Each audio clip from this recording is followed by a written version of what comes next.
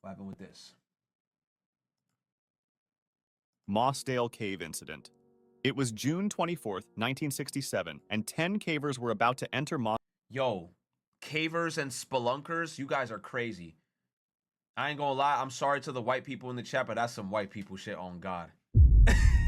Yo, you would never see me going in a damn cave that's tight as fuck, and you gotta squeeze like through the tightest crevices on some to go through the cave. Hell no, bro.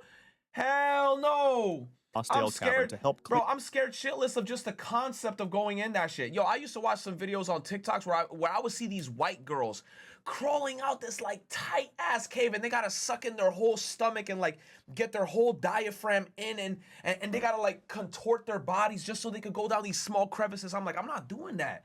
Hell no.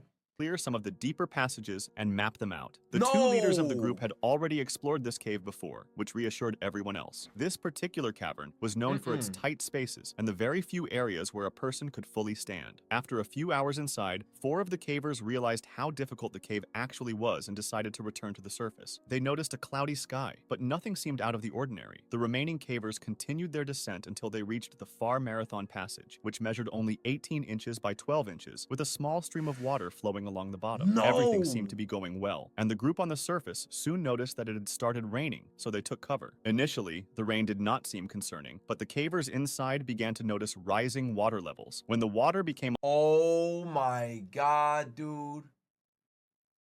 They gonna end up drowning down there, bro. Oh no. alarmingly high, they decided to end the day's work and head back, even though they were still 3 hours from the entrance. Meanwhile, the 3 hours? They were 3 hours from the entrance. They're cooked.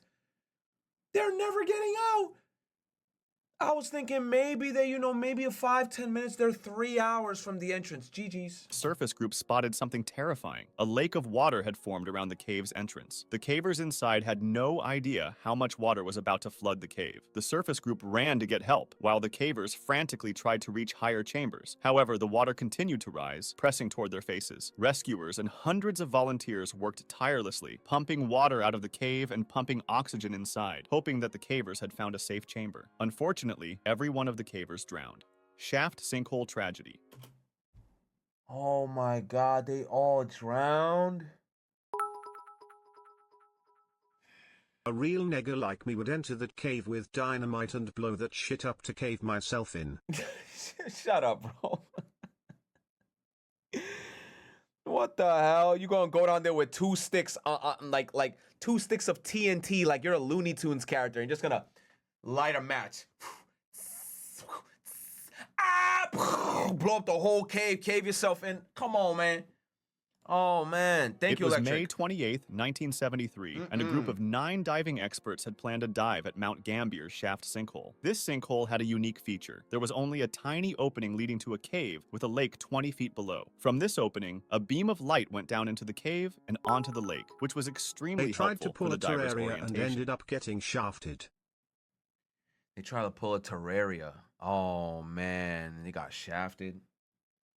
It's just scary to even think about. Like I understand people want to go down there because of the sense of exploration, and it's a thrill, and it could get your adrenaline pumping because like you're having fun. But I'm like, bro, it's too risky. It's too risky. One thing I used to remember, my dad used to always tell me like he always wanted to go underwater snorkeling, and I always told my dad, don't do that shit, please. And he always like used to tell me like, hey, like he wanted me and him to go like not deep sea diving, but he always wanted to go like very, like not very deep, but like kind of deep, like snorkeling and shit. And I used to tell my dad, fuck no, I'm not doing that shit. And I was like, Dad, I will stop you personally if you even try to do that shit. Like, I don't even want to go deep in water and do all that crazy extra shit. Like, don't get me wrong, it's cool to see fish or whatever, but I ain't doing that. That's just too risky. Hell no. This beam was visible I throughout don't wanna most of fuck the around cave, with that. unless divers ventured too deep into one of the 2 side branches. Everyone initially agreed that they would stay within a 200-foot maximum depth range so they could remain in the main chamber and still see the guiding light. This was their only plan. On the second day, however, 4 divers planned to go to the western section of the cave, aiming for a depth of 250 feet, which would have been a new record. This was deeper than initially intended and posed a significant risk because, in 1973, divers were still using regular air cylinders rather than mixed gas tanks. For this reason, they had to be more cautious as they went downwards, because nitrogen narcosis might have settled in. As they went down, the increasing pressure would have pushed the nitrogen into the bloodstream, producing a state of You consciousness saw that that is simple. SS episode in the OG Pokemon anime and said, no thanks. You saw the SSN episode in OG Pokemon? I don't know what you're talking about. I might have to rewatch that shit. What happened in the SSN episode? I don't remember, bro. Thank you for the 100 bits. I'm trying to think now. What happened in that Similar episode? to when people are drunk. Keep in mind that these divers Everyone were died? not very experienced in cave diving. They were more accustomed to standard open water scuba diving. This added even more risk to their plan. Lack of They started going experience. downwards into the western section of the cave, and one experienced diver noticed that nitrogen narcosis was kicking in, so he immediately went back out. Several of them followed him and went back to the surface as well, but 4 of them kept going, determined to set the record and get a quick look before resurfacing. After a minute or so, the group at the surface became concerned, realizing the 4 divers would soon exhaust their air supply. A few returned to the cave to find them, and they discovered a flashlight and a camera on the bottom, but no trace of the divers. There was a problem that we haven't yet mentioned: silt. The movements of the 4 divers stirred up the long settled silt into a sand cloud that would take a lot of time to settle back. This reduced visibility Sand clouds underwater, and oh no, they can't even see. to less than an arm's length, removing any hope for orientation for the underwater divers. Without being able to see anything, oxygen running dangerously low, and nitrogen narcosis kicking in, the 4 divers drowned. Jacob's Well tragedy. It's November 23rd, Wow. 1983, and 2 students from Texas State University, named Richard and Clark, are about to enter Jacob's Well, an underwater hole that leads to an underwater cave. This hole seems relatively shallow, around 25 feet, and many people try to touch the bottom and then come up. However, this is just a deceiving appearance because it actually leads to another underwater cave with 3 chambers. The first 2 are relatively open and easy to get through, but the third one has a really small squeeze to get into it. If you manage to squeeze through, you'll enter a room that is 10 feet tall, and you'll see a really small hole at the farthest edge, too small to pass through. This small tunnel was just 2 feet in diameter, and 2 years prior, 2 people died in it. 2 feet in diameter?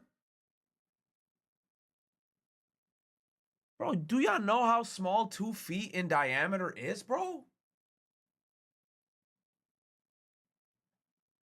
Bro, it's like, why would you even go down there, bro? Because after they managed to get through, a rock slide filled with gravel blocked them inside. Now, getting back to our 2 students, they were fairly experienced in normal diving, but not in cave diving, and they were trying to get their instructor certification in open water diving. Their instructor, Don, was an incredibly skilled and experienced diver, and he was the one who removed the 2 bodies we just talked about. He used to constantly warn everybody to stay away from Jacob's Well since it's deadly, and he even tried to cover up the small hole that leads to the 4th chamber with some cement, but other divers reopened it and left a message that said, "You can't keep us out." Oh, you know what? At that point, you deserve to die. They tried their hardest. The guy himself tried to cement the hole so you won't go down there. And these fuckers said, nah, you know what? Fuck what you telling me. I'ma still go down that hole. At that point, you deserve to die, and I will not feel bad if your corpse ends up being down there. You gonna be sleeping with the fishes. Because why would you do that? Don himself almost died in Jacob's Well. When he tried to enter the 4th chamber, a gravel slide trapped him in the tunnel. He almost resigned himself to death. His tank was empty, and he had swallowed some water when his survival instinct kicked in, and he started rapidly moving until he cleared enough gravel to escape. When he did, he saw his diving colleague extending a regulator for him to breathe. As he started resurfacing, the air inside his body expanded until he reached almost 4 times his normal body size. By the time he broke the surface, he was screaming in pain. His belly was huge because his stomach had completely ruptured. These stories caught the attention of Richard and Clark, who wanted to take a look for themselves, even though they didn't really know much about. These guys must be idiots. If I heard a story like that, I'd be like, I'm not going down there. I'm not going down there. You know what I'd rather do? Let me download the game Subnautica, and I'd rather play the game and be in the comfort of my own home, and I'll play that shit on Steam or on PlayStation. You think in person I'm gonna go down there? Get the fuck out of here. Cave diving. On November 23rd, 1983, they went into Jacob's Well and reached the 3rd chamber where the small hole was located. Richard removed his tank to get through the hole and started going in while holding his tank. When Clark removed his own oxygen tank and tried to get in, he saw Richard's face and noticed Richard didn't have the tank with him anymore and was suffocating. Clark quickly reached for the regulator and gave it to him, letting him breathe again. They started passing the regulator back and forth as they made their way out, and somehow they managed to get through the tight squeeze of the 3rd chamber. They then began making their way toward the exit until a terrifying sound caught their attention, a clank from their oxygen tank. Not only did this mean they'd hit a wall with the tank, so they were going the wrong direction, but it also meant the tank was almost empty. They realized they'd run into the false chimney in the first chamber. Oh, JJ's, bro. They went the wrong way. They didn't go here, they went here. Oh my God. False chimney in the first chamber, a tunnel that— Bro, you underwater. The second you hear that clink, you're like, you're done, bro. Like, yo, it's like, oh my God, I'm panicking. looks like it leads to the surface, but is actually a dead end. Clark managed to swim back to the surface and gasped for air after covering an incredible 75 feet in a single breath. Unfortunately, the same can't be said for Richard, who remained behind and drowned. When Clark called the police for assistance, Don the instructor himself showed up and was stunned to see his students there. Gollum's Cave. It's August 18th, 2005, and a group of 5 friends decided to venture into the Gollum Cave, also called the Cave of Death because of how dangerous it was.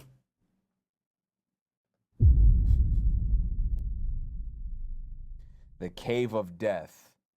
And they say, yeah, this is a good idea. Let's go down the Cave of Death. Surely we ain't gonna die in the Cave of Death.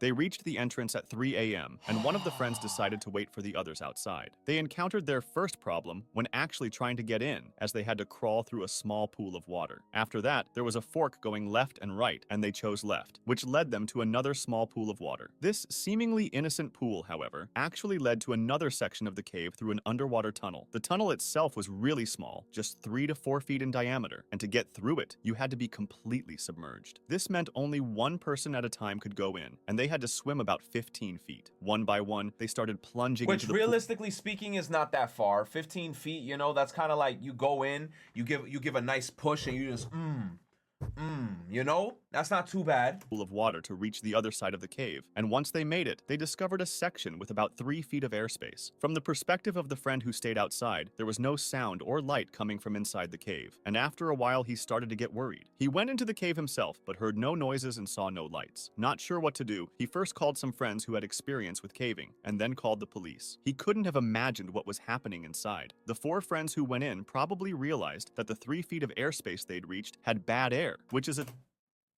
They died of suffocation? term cavers use for air that doesn't have the normal balance of gases, meaning there's more carbon dioxide and less oxygen. Yes. This reduces your ability to think, move, and breathe properly, making the return swim through that narrow tunnel super risky. They tried to get back out one at a time, but the first person who went underwater was unable to find the exit hole before running out of breath. That happened because the increased carbon dioxide— Oh no, come on, bro. You should have at least put like a safety rope. You know what I'm saying? Like, you should have put like a stake at the shit, like click, click, click, and you should have put a rope and then gone down. And then, like, when you got to that spot, you should have been like, all right, let's use a rope. And then when we go in the water, pull on the rope. Oh man, but if that broke, you imagine you pulling on that rope and that shit snaps.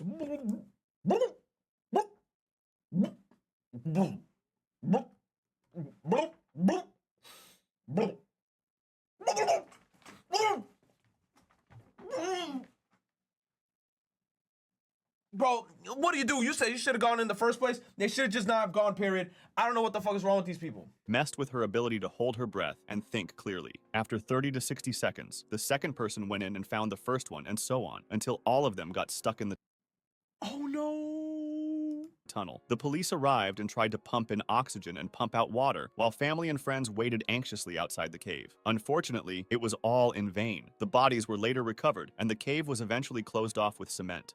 If you want to discuss this video or suggest an idea for the next one, join my Discord. Link in the description. Bro, that's such a stupid way to go, man.